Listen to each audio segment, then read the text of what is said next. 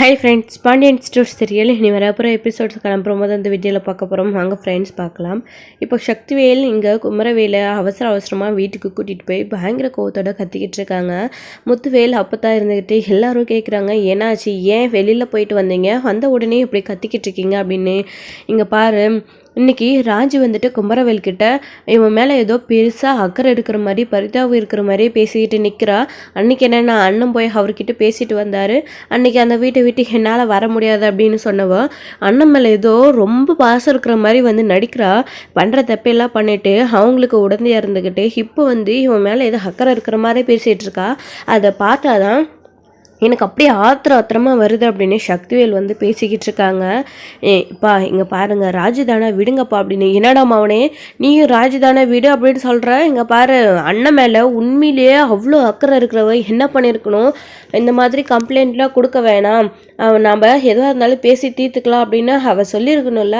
அது விட்டுட்டு உன்னை ஜெயில் வரைக்கும் போயிட்டு நீ அங்கேருந்து அவஸ்தைப்பட்டுட்டு வீட்டுக்கு வந்ததுக்கப்புறமா இந்த மாதிரி ரோட்டில் வச்சு உன் மேலே பரிதாபம் இருக்கிற மாதிரி பேசினா என்ன அர்த்தம் அப்படின்னு சொல்லிட்டு எங்கள் சக்திவேல் கோவத்தோடு பேசிகிட்டு இருக்கேன். என்னடா உன் அப்பா சொல்கிறது உண்மையா அப்படின்னு மாறியும் வடிவும் கேட்டுட்ருக்காங்க.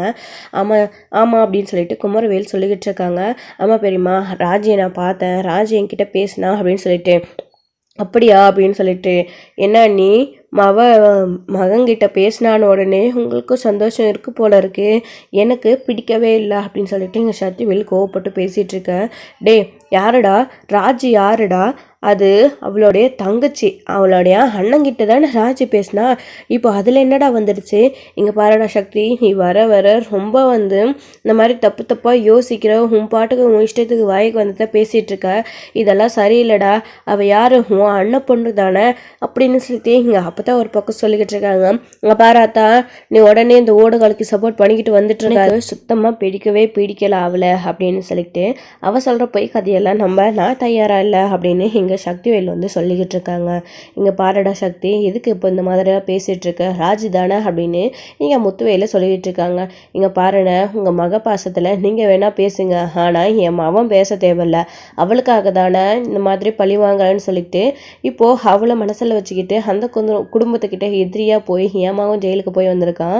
ஜெயிலுக்கு போய் வந்ததுலேருந்து அவன் ஏதோ மந்திரிச்சு விட்ட கோழி மாதிரி வேறு சுற்றிக்கிட்டு இருக்கான். அவனுக்கு என்ன நடக்குது என்ன ஆகுதுன்னு அவனுக்கு எதுவுமே புரியலை. இப்போது என் மகன் தானே கஷ்டப்படுறான், நீங்கள் எல்லாரும் சந்தோஷமாக இருக்கீங்களா குடும்பத்தோட? என்றைக்குமே அந்த பாண்டியன் குடும்பம் எனக்கு எதிரி தான் அப்படின்னு இங்கே சக்தியில் ஒரு பக்கம் கோபமாக பேசிகிட்டு இருக்காங்க. ஸோ இன்னொரு பக்கம் ராஜி வந்துட்டு இங்கே அவங்க பெரியப்பா சித்தப்பா சொன்னதையே வந்து யோசிச்சு வந்து பார்த்துக்கிட்டே போய்கிட்டு இருக்காங்க. இப்போது சித்தப்பா சொன்னதுலேயே ஒரு நியாயம் இருக்குல்ல, அண்ணன் தப்பு பண்ணான், ஆனாலையும் அவன் மேலே எனக்குமே கோவம் இருந்துச்சு. இப்போது அண்ணன் ஜெயிலுக்கு போயிட்டு வந்ததுக்கப்புறம் திருந்திருச்சு போல இருக்கு, என்ன பண்ணுறது, நம்ம வேணும்னா பேசி பார்க்கலாமா? கதிர்கிட்ட சொன்னால் கண்டிப்பாக அவன் இதுக்கு ஒத்துக்கவே மாட்டான், நம்ம டைரெக்டாக மாமாக்கிட்டே பேசி பார்க்கலாம், மாமா கிட்ட பேசி கேஸை வாபஸ் வாங்க சொல்லலாமா அப்படின்னு சொல்லிட்டு இங்கே ராஜு வந்து யோசிக்கிறாங்க. சரியோ தப்போ அவங்கக்கிட்ட கேட்டு பார்த்தலாம் அப்படின்னு நேராக கடைக்கு போகிறாங்க. எங்கள் பழனிவேலின்கிட்ட வாமாராஜு என்ன கடை பக்கம் அப்படின்னு, ஒன்றும் இல்லை சும்மா தான் அப்படின்னு சொல்லிக்கிட்டு இருக்காங்க. இப்போது உள்ளே பாப்பா ராஜு, என்ன விஷயம் அப்படின்னு. இல்லைம்மாம்மா உங்ககிட்ட கொஞ்சம் நான் பேசணும் அப்படின்னு. என்னம்மா சொல்லு அப்படின்னு. இல்லைம்மாம்மா கொஞ்சம் தனியாக பேசணும் அப்படின்னு. சரிம்மா சொல்லு அப்படின்னு சொல்லிட்டு இங்கே பழனிவேல் வந்துட்டு கடையை பார்த்துக்க சொல்லிட்டு இங்கே பாண்டியன் வந்துட்டு உள்ளே வந்து குடோனுக்குள்ளே கூட்டிகிட்டு போகிறாங்க. உட்காருப்பா ராஜு, ஏதாவது சாப்பிட்றியா அப்படின்னு. இல்லைம்மாம்மா எதுவும் வேணாம், உங்ககிட்ட பேசணும் அப்படின்னு. சரிம்மா என்ன விஷயம், என்ன இந்த பக்கம் வந்திருக்கா அப்படின்னு. இல்லை நான் அப்படியே ஒரு வேலையாக வந்தேன், டியூஷனுக்கு போயிட்டு அப்படியே இந்த பக்கமாக வரேன் அப்படின்னு சொல்லிட்டு. என்னென்னு சொல்லுப்பா அப்படின்னு சொல்லிட்டு கேட்குறாங்க. இல்லைம்மாம்மா குமரவேல் விஷயமாக தான் பேசணும் அப்படின்னு. உடனே இங்கே பாண்டியனோட முகமே மாறிடுது. என்னப்பா அவனை பற்றி பேச என்ன அப்படின்னு பாண்டியன் வந்து இங்கே ராஜுக்கிட்ட கேட்டுட்ருக்க. இல்லைம்மாம்மா அது வந்துட்டு நம்ம கேஸ் கொடுத்துருக்கோம்ல குமாரவேல் மேலே, அதை பற்றி தான் பேசணும் அப்படின்னு. ஆமாம், அதை பற்றி என்ன இப்போது, அதுதான் கேஸ் வந்து கோர்ட்டில் நடந்துக்கிட்டு இருக்கல, அடுத்த மாதம் வந்து வர சொல்லியிருக்காங்கல்ல, அப்போ போயிட்டு கண்டிப்பாக அவனுக்கு தண்டனை வாங்கி கொடுக்காம விடக்கூடாது அப்படின்னு சொல்லிட்டு இங்கே பாண்டியன் வந்து பேசிகிட்டு இருக்காங்க. இல்லைம்மாம்மா அதை பற்றி தான் நான் பேசணும், எப்படியோ அவன் பண்ணது தப்புன்னு எனக்கும் தெரியும், நம்ம எல்லாருக்குமே தெரியும், அது அவங்களுக்குமே தெரியும். ஆனால் இப்போ கோர்ட்டு அடுத்த மாதம் வந்து வாய்தா வந்து கொடுத்துருக்காங்க. அப்போ போகும்போது கண்டிப்பாக அவன் தான் எல்லாத்தையும் பண்ணான் அப்படின்னு சொல்லிட்டு அவனை அரசி வந்து அவனுக்கு எதிராக சாட்சி சொன்னால் அண்ணனை ஜெயிலுக்கு அனுப்பிடுவாங்க. அதுக்கப்புறம் கஷ்டப்பட வேண்டியது என் அப்பா, என் சித்தப்பா, என் அப்பத்தா எல்லாரும். அதனால அவங்களுக்கோசமாகுது நம்ம இந்த கேஸை வாபஸ் வாங்கலாம் இல்லை அப்படின்னு சொல்லிட்டு இதை கேட்ட உடனே இங்கே பாண்டியன் பயங்கர கோவம் முடிகிறாங்க.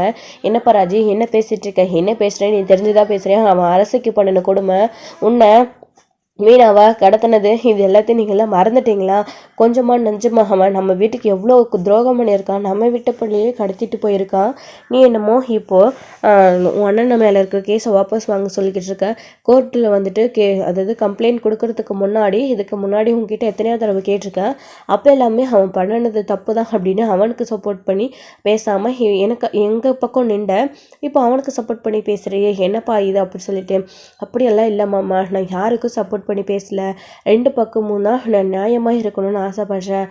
இங்கே பாருங்கள், இப்போது குமரவேல் ஜெயிலுக்கு போயிட்டு வந்ததுக்கு அப்புறமாவே திருந்திட்ட மாதிரி தெரியுது. என்கிட்ட அப்பத்த அம்மாச்சியும் இதுக்கு முன்னாடி இந்த விஷயத்தை பற்றி பேசியிருக்கு. நான் இன்றைக்கி வழியில் ரோட்டில் அவனை பார்த்தேன், அவன்கிட்ட பேசினேன். அவன் எப்பயும் போல் கத்தாமல் அமைதியாக நின்றுக்கிட்டு என்கிட்ட பேசுகிறான். எனக்கு என்னமோ அவன் திருந்திட்ட மாதிரி தெரியுது. நம்ம எதுக்காக திரும்பவும் அவனுக்கு தண்டனை வாங்கி கொடுக்கணும்? அவன் பண்ணின தப்புக்கு ஜெயிலுக்கு போயிட்டு வந்து அவன் தான் திருந்திட்டான்ல மாமா, ப்ளீஸ் மாமா வேணாம், நம்ம கேஸை வாபஸ் வாங்கிடலாம் அப்படின்னு ராஜு வந்து பேசுகிறாங்க. இதை கேட்டதும் இங்கே பாண்டியன் எதுவுமே பேச முடியாமல் அமைதியாகவே இருக்காங்க.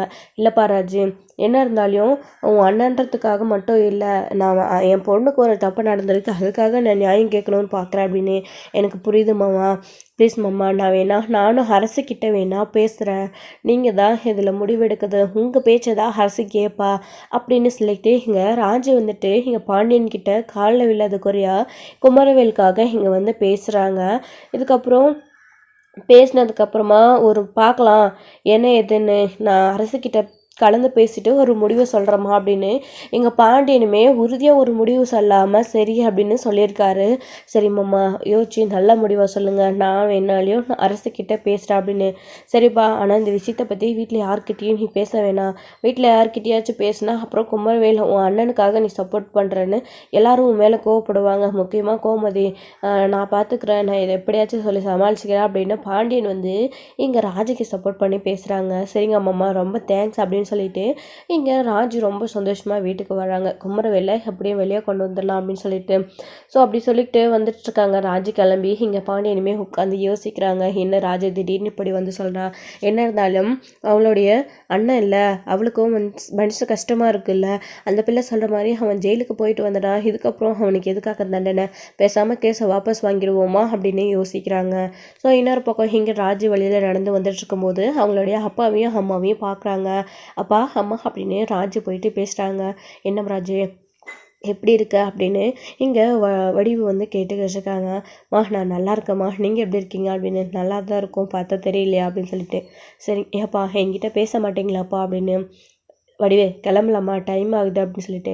ஏன்பா என்கிட்ட பேச மாட்டேன்றீங்க, இங்கே பாருங்கள், அண்ணனுடைய கேஸ் விஷயமா நான் ஒரு முடிவு பண்ணியிருக்கேன், என் மாமா கிட்ட நான் பேசியிருக்கேன், அவர் கேஸை வாபஸ் வாங்குறேன்னு சொல்லியிருக்காரு. கண்டிப்பாக குமரவேல் வெளியில் வந்துடுவான்ப்பா, நீங்கள் கவலைப்படாதீங்க, அண்ணன் வெளியில் வந்துடுவோம், அண்ணன் ஜெயிலுக்கு போயிட்டு வந்ததே அவனுக்கு போதுமான தண்டனையாக இருக்கும், அவனை நான் வெளியே கொண்டு வந்துடுறப்பா அப்படின்னு சொன்ன உடனே இங்கே வடிவுக்கு ரொம்ப சந்தோஷமாகுது. என்ன ராஜி சொல்கிறேன் அப்படின்னு. ஆமாம்மா, நான் எனக்கு வழியில் அண்ணனை பார்த்து பேசினேன், அண்ணன் ஒரு மாதிரியாக ரொம்ப டல்லாக இருக்குது, அண்ணனை நினச்சா எனக்கு கஷ்டமாக இருக்குது, என் வாழ்க்கையை பற்றி நீ கவலைப்படாத, உன் வாழ்க்கையை பாருண்ணா அப்படின்னு அண்ணன்கிட்ட நான் பேசியிருக்கேன், அண்ணன் கண்டிப்பாக மாறிடுவான், கண்டிப்பாக நானும் வந்துட்டு கேஸை வாபஸ் வாங்க சொல்கிறேன், நீங்கள் எதுக்கும் கவலைப்படாத போங்க, அண்ணனுக்கு ஒரு நல்ல வாழ்க்கையை அமைச்சு கொடுங்க அப்படின்னு இங்கே முத்துவேலுக்கிட்டேயும் வடிவுக்கிட்டேயும் ராஜு வந்து பேசிக்கிறாங்க. கண்டிப்பாக குமரவேலுக்கு உன் அப்பா நினச்ச மாதிரியே ஏற்கனவே உன் அப்பா பார்த்தா அந்த பொண்ணை பார்த்து உன் அண்ணனுக்கு கல்யாணம் பண்ணி வைப்பாங்க, நீ எதை நினச்சி கவலைப்படாத அப்படின்னு வடிவு வந்து பேசிகிட்டு இருக்கேன். முத்துவேலுமே உன் அம்மா சொன்னதை நான் செஞ்சு காட்டுமா அப்படின்னு சொல்லிட்டு டைம் ஆகுது கிளம்பலாமா அப்படின்னு அதோடய வந்து ராஜுக்கிட்ட பேசிட்டு கிளம்பி வந்து போகிறாங்க. இதுக்கப்புறம் ராஜுமே வந்து வீட்டுக்கு வராங்க. வீட்டுக்கு வந்து அரசுகிட்டையும் நடந்த விஷயங்களை சொல்லி கேட்குறாங்க. அரசியுமே அதிர்ச்சியில் தான் இருக்காங்க. என்ன நீங்களும் இப்படி பேசுகிறீங்க அப்படின்னு. என்ன உங்கள் அண்ணான்னு சொல்லிட்டு உங்களுக்கு கொஞ்சம் வருத்தமாக இருக்கா அப்படின்னு. எனக்கு கண்டிப்பாக ஒரு வருத்தமும் இல்லை. அவன் பண்ணின தப்புக்கு அவன் தண்டனை அனுப்பிக்கணும்னு தான் நானுமே நினச்சேன். ஆனால் அதுக்காக அவன் ஜெயிலுக்கு போயிட்டு வந்துட்டான். இப்போ திருந்திட்டான்ல, அவனுக்கு ஒரு வாய்ப்பு கொடுக்கலாம்ல அரசி. நான் மாமா கிட்ட பேசியிருக்கேன். மாமா உங்ககிட்ட பேசிட்டு முடிவு சொல்கிறேன்னு சொல்லியிருக்காரு அரசி. நீ தான் ஏதாச்சும் பண்ணணும். அண்ணன் மேலே எந்த தப்பும் இருந்தாலையும் அவனை கேஸை வாபஸ் வாங்க சொல்லி அவனை ரிலீஸ் பண்ணணும் அப்படின்னு சொல்லிட்டு இங்கே அரசிக்கிட்டையும் பேசிகிட்டு இருக்காங்க. அரசியுமே வந்து யோசிச்சுட்டு இருக்காங்க. இப்போது இந்த விஷயங்கள் எல்லாமே கதிருக்கு தெரிய வருது. கதிருக்கு தெரிஞ்ச பயங்கர கோவப்படுறாங்க ராஜி மேலே. என்ன ராஜி, நீ எதுக்கு குமரவேலை இப்போ ரிலீஸ் பண்ணணும்னு கேஸை வாபஸ் வாங்கணும்னு எல்லாருக்கிட்டையும் பேசிகிட்டு இருக்க? என்ன அவங்க உங்களை பார்த்து உன் சித்தப்பாவும் அந்த குமரவேலும் உன்னை பார்த்து ஏதாச்சும் பிளாக்மெயில் பண்ணாங்களா? கேஸை வாபஸ் வாங்க சொல்லி இந்த மாதிரி உங்ககிட்ட ஏதாச்சும் பிரச்சனை பண்ணாங்களா அப்படின்னு எல்லாம் வந்து கதிர் வந்து கேட்குறாங்க.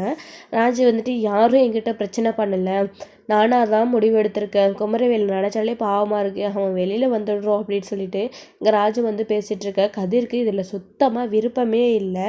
இருந்தாலும் ராஜு வந்து குமரவேலை வெளியே கொண்டு வரணும் அப்படின்னு இங்கே மாமா கிட்டேயும் பாண்டியன்கிட்டேயும் அரசிக்கிட்டேயும் பேசியிருக்காங்க. அவங்க 2 பேரும் எனக்கு கொஞ்சம் சாதகமாக நம்பிக்கை கொடுத்துருக்காங்க. கண்டிப்பாக கேஸை வாபஸ் வாங்குவோம் அப்படின்ற மாதிரி. நீ இதில் குழப்பி நடுவில் எதுவும் பண்ணிடாத சரியா? அவன் உண்மையிலே திருந்திட்டான், அவன் என்ன மாதிரி இல்லை, புரிஞ்சுக்க கதிர் அப்படின்னு கதிர்கிட்டே ராஜு வந்து பேசிகிட்டு இருக்காங்க. இங்கே பாரு, அவனை நீங்களே வெளியில் எடுத்தாலே நான் சும்மா விட மாட்டேன், பார்த்துக்கோ. அவனை கையை காலை உடச்சி போட்டுட்டு வந்துடுவேன். இனிமேல் அரசு விஷயத்தில் அவன் தலையிடவே கூடாது அப்படின்னு. இங்கே பாரு, நான் சொல்கிறேன்ல, இனிமேல் குமரவேல் அரசு விஷயத்தில் தலையிட மாட்டான். அரசு விஷயத்தில் மட்டும் இல்லை, நம்ம குடும்ப விஷயத்தில் எந்த விஷயத்துலையுமே குமரவேலும் அவங்களுடைய அப்பா, என்னோட சித்தப்பா, அந்த வீட்டு ஆளுங்க யாருமே நம்ம வீட்டில் பிரச்சனை பண்ண மாட்டாங்க. இதுக்கு நான் முழு பொறுப்பு. இங்கே பாரு ப்ளீஸ் கதிர் அப்படின்னு சொல்லி இங்கே ராஜு வந்து கதிர்கிட்ட பேசிகிட்டு இருக்காங்க. பாண்டியன் வந்துட்டு அரசுக்கிட்ட கலந்து பேசலான்னு வீட்டுக்கு வந்து கலந்து பேசிகிட்டு இருக்காங்க 2 பேரும். இப்போது பாண்டியனுமே வந்துட்டு வெளியே கொண்டு வந்துடலாம் அப்படின்ற மாதிரி தான் நினைக்கிறாங்க. இப்போ அரசியுமே சரிப்பா கேஸை வாபஸ் வாங்கிடலாம் அப்படின்னு பேசியிருக்காங்க. இன்னொரு பக்கம் இந்த விஷயம் உன் அம்மாவுக்கு தெரிஞ்சால் அவள் என்ன சொல்லுவானே தெரியல, வெளியே கேஸை வாபஸ் வாங்க ஒத்துப்பாளா இல்லையான்னு தெரியலையா அப்படின்னு பேசிகிட்டு இருக்காங்க. என்னப்பா பண்ணுறது, அம்மா கண்டிப்பாக ஒத்துக்க மாட்டாங்க அப்படின்னு அரசி வந்து சொல்லிக்கிட்டு இருக்காங்க. ஸோ இதோடு இந்த எபிசோடு வந்து முடிச்சிருக்காங்க. நாளைக்கான எபிசோடில் என்ன நடக்குது, நம்ம அரசி வந்துட்டு அவங்க அம்மா கிட்ட விஷயத்த சொன்னால் கோமதியோட ரியாக்ஷன் என்னவாக இருக்க போகுது, குமரவேலு கேஸை வாபஸ் வாங்க அவங்க ஒத்துப்பாங்களா என்ன, இல்லை கதிருமே அதே முடிவில் தான் இருக்காங்க, கதிருமே கேஸை வாபஸ் வாங்க ஒத்துப்பாங்களா என்ன அப்படின்றத வெயிட் பண்ணி நெக்ஸ்ட் வீடியோவில் பார்க்கலாம். Friends, thank you. இந்த வீடியோ பிடிச்சிருந்தா ஒரு லைக் பண்ணுங்கள், ஷேர் பண்ணுங்கள், கமெண்ட் பண்ணுங்கள். மறக்காமல் பெல் ஐக்கனை கிளிக் பண்ணி வச்சுக்கோங்க.